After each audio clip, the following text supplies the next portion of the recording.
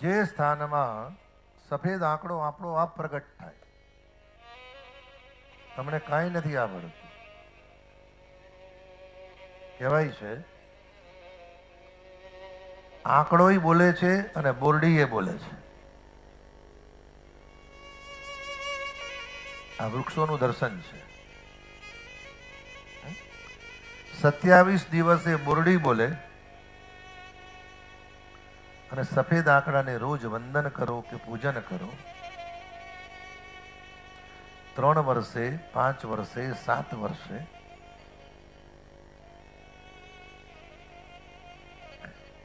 કે 8 વર્ષે. કારણ આમ અષ્ટવિનાયક પણ છે અને આમ ગણપતિ 32 પણ છે પાછા. ખ્યાલ આવ્યો?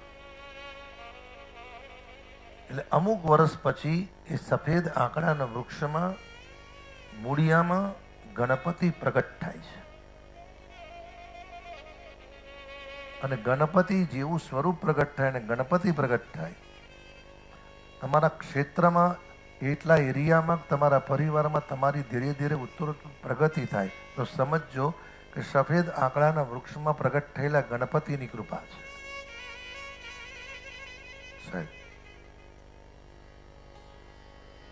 જેમ સફેદ આંકડામાં ગણપતિનું સ્થાન છે, એમ બોરડીમાં પિતૃઓનું સ્થાન છે.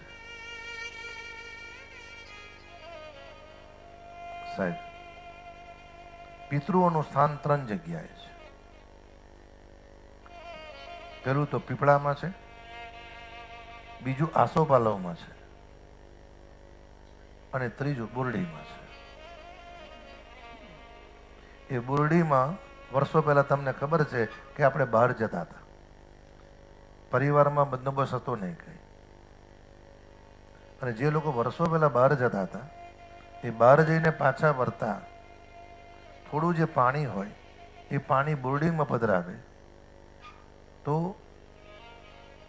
આપણું શાસ્ત્ર એમ કે છે કે 27 દિવસમાંથી એક દિવસ તમે બોરડીમાં પાણી ન પધરાવો તો તમે નીકળો